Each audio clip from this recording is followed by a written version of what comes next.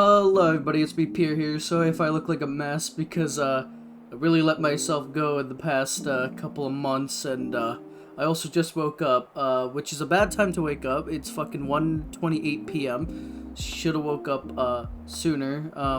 But anyway, besides the point. Sorry for me looking a little disgusting today.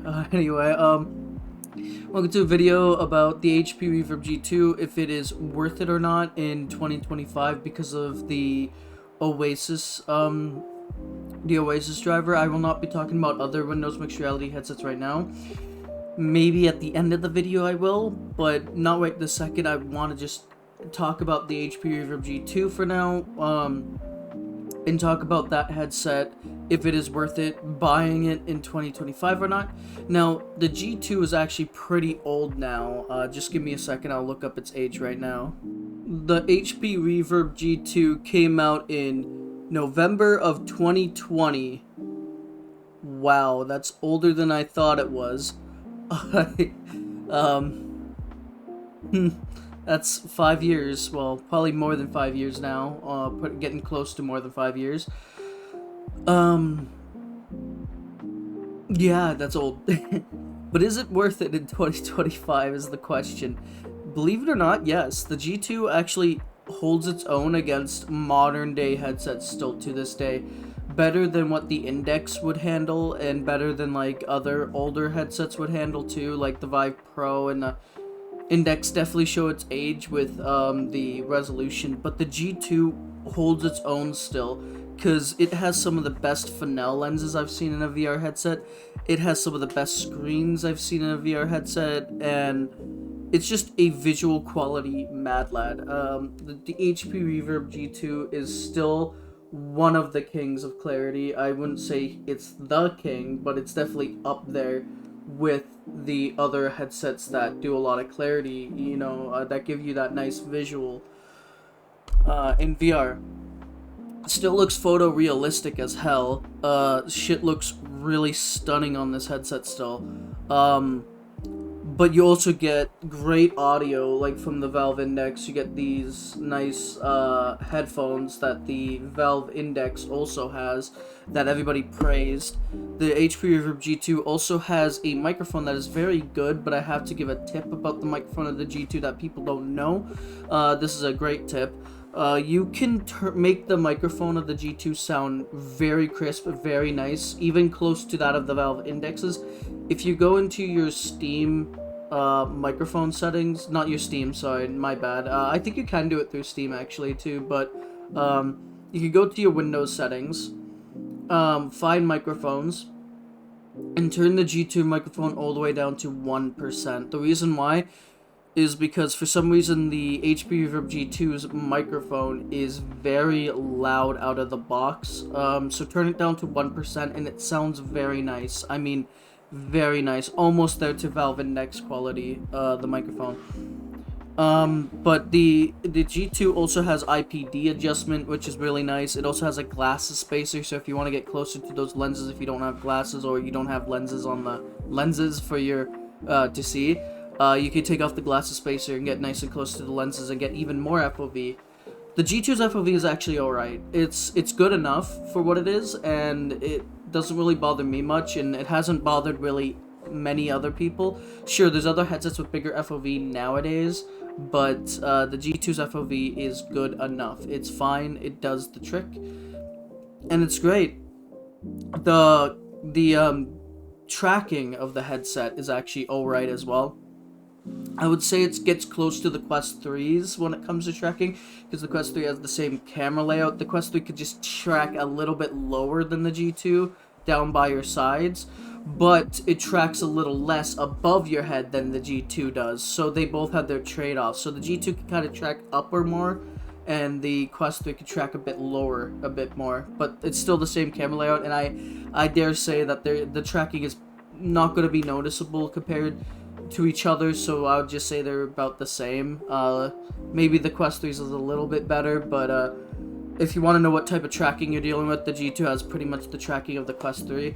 But there is some downsides to that, because you need to have lights on with the HP Reverb G2 for it to track. in VR because it is light tracked, so these controllers use LEDs instead of infrared tracking like the Quest 3, the Quest 2, the Quest 1 use, and even the Vive Focus Vision uses infrared as well. So they use little red LEDs in here that you can't see with the human eye, but the headset can see, and that's why the Quest 3 and the Quest 2, I'm pretty sure, can track in the dark pretty well, is because it uses infrared to see its location. Because I noticed that a new update came out for Quest that you can use it in the dark.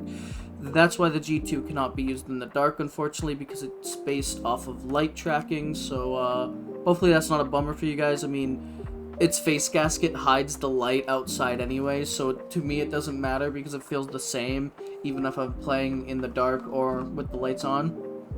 Though taking off a headset in the dark hits different. I don't know why, but it's a different feeling. It's a nice feeling.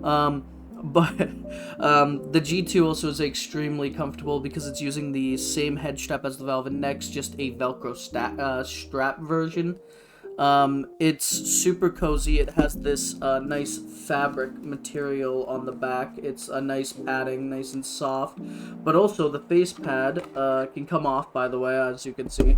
Also has a nice spongy material. You see mine's all worn out because I used the G2 to bits. But it's also a nice spongy material. It's the same one on the Valve Index. The face pad is slightly different shape than the Index, but it's still basically the same face pad as the Valve Index, is only because purely the nice fabric that it uses. Sorry, tired. The HP Reverb G2 also has a very good nose light blocker. I mean, this fits your nose any size. Like, it fit my nephew's, it fits my friends. No light gets through this nose blocker, this light blocker, which I'm very, very happy about. So, very good face pad. And here's the glasses spacer. Take this off if you do not wear glasses or you're not using lenses on the lenses to see into VR better. If you do need those, take this off because then you'll have a bigger FOV. I already get a decent enough FOV with the glasses spacer, so if you want to keep it on for whatever reason, go ahead, go for it. Or if you don't want your eyelashes touching the lenses and dirtying them each time you blink, then yeah, sure, keep this on. You don't lose that much FOV. I wish there was a thinner one, a slightly thinner one of these, because I feel like I could get a little closer to my lenses without my eyelashes touching my, glasses lenses on the lenses. That is such a thing to say. But yeah, and then you reattach it. It attaches through magnets, so it's very easy to attach.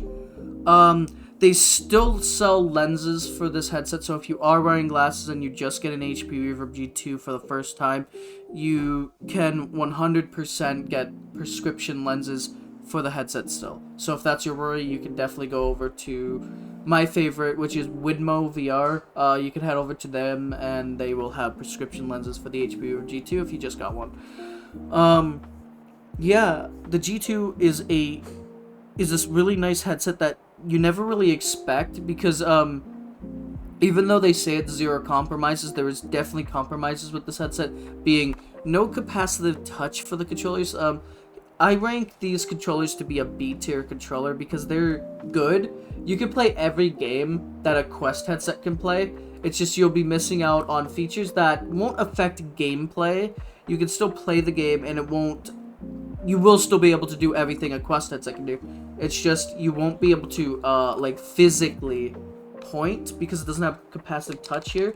So you can't actually like physically point or use your thumb to do a thumbs up. How you would do it in VR chat, for an example, is you hold down the grip to do a point, and then you hold down the trigger to do a fist. So trigger and grip to do a fist. And then whatever you're holding, a trigger or the grip, you move the thumbstick to do little emotes like the rock symbol or the other stuff. If you want to do finger guns, I think it was you need to hold down the trigger, hold the joystick a little bit, and it'll do a finger gun. In order to do I forget how to do thumbs up. Oh my god, I forget. Anyway, you have to move it in the dead zone so you don't accidentally move. So you just move it just a tiny bit. You just touch it, and it should be able to do the thumbs up. Oh, and the peace sign. The peace sign. Don't hold the trigger or the grip. Just move the joystick just ever so slightly to do a peace sign. It's really not that bad, but some people complained about it and did not like that. That's what you have to do with the controllers, but it's seriously not that bad with these. But again, it's not as good as like a Quest controller or a Valve Index controller. These are just okay controllers. They're not terrible. And that's about it. I'll just go over everything. You get great audio, great microphones. You get fucking great visuals with this headset, especially for the price. Especially for the price you can get it at right now. You get these very, very great visuals. Like, I mean, good lenses combined with great screens with a decent enough FOV. With this nice comfort of this headset. And it's also light. It's not like perfectly balanced. You see how I have to hold it like this. If I go over here, it's a little bit slouching this way, but it is extremely light. You barely get any inertia with this headset when you turn too fast. Like, there's no inertia like at all. I mean, there is a little bit, but it's not that much. And it's light, it's nice, and it's small too. So if you're worried about a big headset like the Pimax Crystal, if you want to get as close as you can to Pimax Crystal quality when it comes to visuals, the G2 does get beat by the Pimax Crystal a little bit when it comes to visuals, but it's not by a lot, I'll be honest. And if you want a smaller headset, this is a good bang for your buck, because like the Pimax Crystal is going to be like out to here. It's pretty fucking big. And I'm talking about the Pimax Crystal Lite, not the Pimax Crystal Super. I gotta be specific there. So yeah. That is the HP Reverb G2. Now I'll be right back to grab another headset. Okay, I am back, but I do want to say, do I recommend the HP Reverb G2 after saying all that stuff? Yes, I do. Warning about Oasis though, please make sure you read the instructions before hopping right into it. I have a video on the channel on how to set up Oasis. And no, you do not need base stations. There was something that confused people about it. No, you do not need base stations for the HP Reverb G2 or any Windows Mixed Reality headsets. You don't need it at all. Anyway, I got another headset here from Windows Mixed Reality as well. Like I said, I do recommend the HP Reverb G2 now, especially because you could get it for a good deal. Yeah, but let's talk about other Windows Mixed Reality headsets, like this bad boy right here. This is called the Lenovo Explorer. Mine still works. I just have never tested it on the channel with Oasis yet. And honestly, I don't think I want to. I don't think I'm going to test this headset. So, it's just going to stay on my shelf like a little collectible. But it's there. Now, with these headsets, I can only recommend them if you can get them $100 or lower, and that's still pushing it. $100 is still pushing it for these type of headsets, but $100 or lower, do not go any higher. If someone is selling this for more than $100, it is a ripoff. A lot of people I find on Facebook Marketplace, but not just Facebook Marketplace, but just a lot of places in general that sell VR headsets are just scamming people just because like I've seen someone sell a Valve Index for $1,800 Canadian just because it had an extra charging dock and extra little battery sleeves that you could slide onto your hand to charge the controllers while still playing by plugging into a sleeve. And he's selling it for $1,800 just because it has a little bit of extra accessories. Even though the Valve Index nowadays is so old that I don't even think it's worth that price anymore. It used to be $1,400 Canadian, so I mean, you're literally buying a Valve Index that is fucking used to shit and bag with just 2 base stations and some little accessories here and there for $1,800, way more than what it was. Yeah, okay there. But yeah, that's why I'm a little iffy with buying headsets used, but that's my little tangent out of the way. But it's about this headset now. If you can find this for any of these headsets, any of these ones, so not the Reverb G1. The Reverb G1 is similar to the G2, just it's a little out of date, but it is better than these ones. If you can find a Reverb G1 for $150 or lower, then that's also an okay deal. Make sure it's not higher. Canadian, by the way, I'm speaking in Canadian dollars, so that's like, what, 80 bucks American, maybe 70. So yeah, if you can find these headsets for a cheap deal, then yes, I can recommend them. But they do have their own fair share of problems, like tracking. Tracking is much worse than the G2s. The G2 has 4 cameras, these only have 2 cameras to track. And I find that it loses your room a bit more than the G2, especially if you have both your hands in front of your face. It struggles a little more. And the controllers, these are not good at all. If G2 controllers worked with the G1 headsets, I would actually just recommend everybody to grab G2 controllers if you can find them used, if you're gonna get a G1 headset, and get that for a nice cheap deal. But yeah, the controllers are not great. It has a touchpad and a joystick, but they're just not great. And with Oasis, finally the joystick actually fucking works properly, because with Windows Mixed Reality Portal, the joystick was barely ever used for anything. And the grip is not great, it's just very clicky. At least it's better than the Vive Wand's grip, but it's not great. The trigger is also not great. It's not fun to click. It's very uncomfortable. It feels like it stabs into the side of your finger. And the joystick is not fun to use either, because it's such an uncomfortable angle that you accidentally go this way when you're wanting to walk forward, especially if you have small hands like me. Just the button layout is just not great on these controllers. They're not great. But again, if you can get them for a good deal for $100 Canadian or $70, $80 American, these are not terrible if you want to just dip your toes into VR for the first time. Now, you won't have tracking like over here, for an example. So if you put your arm over here, you're instantly going to lose tracking. These cameras cannot see far to its left and right. And they can't see far up and down either. Like, it takes a minute to see it for going up, and it like stops right about here when going up as well. So you only got like this much space for tracking. These are not great for tracking. And that's why I think people assume that the G2 is bad at tracking, which it's not. It's actually pretty good at tracking. It's better than the G1 headsets or the Windows Mixed Reality headsets. When it comes to tracking, the G2 is much better at it. Also, with both of these controllers, they both take 2 AA batteries, so I recommend you get rechargeable batteries for these. Make sure they're 1.5 volt AA batteries. Do not get 1.2 volt, because the tracking is going to be a little wonky. It's not going to have enough power, so it's going to be a little wonky. Your controller might fly away or something like that, especially now that you have to use your computer's Bluetooth with the G2, because the G2's Bluetooth doesn't work anymore. So you have to connect these its controllers to your computer now. Definitely go with 1.5 volt batteries, because it just makes the controllers track better.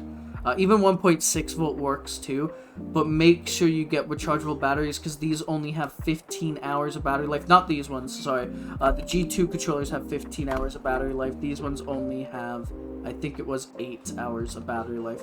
So make sure you get rechargeable 1.5 volt batteries for these controllers. So yeah, I'm gonna wrap up the video now.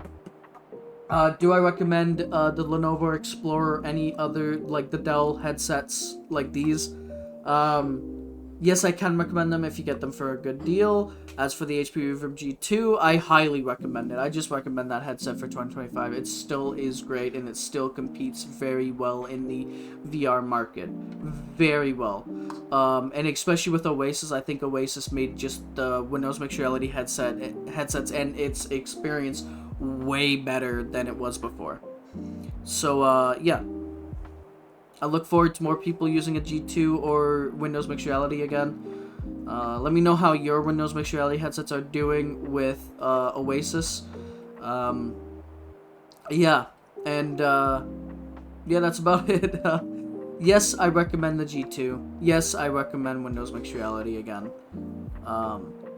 Just read the instructions to Oasis. I have a video on the channel how to set up the G2 and Windows Mixed Reality in general, so check that out. This was Pira. Stay cool, and let me know down in the comments below, are you picking up an HP Reverb G2? Do you already have one, and are you going back to it? Let me know. Things are great again for the G2, and I'm very happy about that. So yeah, let me know how you guys are doing with Oasis. This is Pira. Like if you like, dislike if you dislike. Also, don't forget to hit that subscribe button if you're new to the channel. Ring that bell icon so you don't miss any more of my content.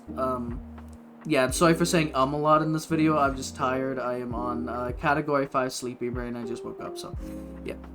And I just wanted to make this video for a while now, and I keep forgetting. I keep pushing it back. Anyway, this is Pira. Stay cool, and stay the fuck out of my fridge, and I'll talk to you guys later.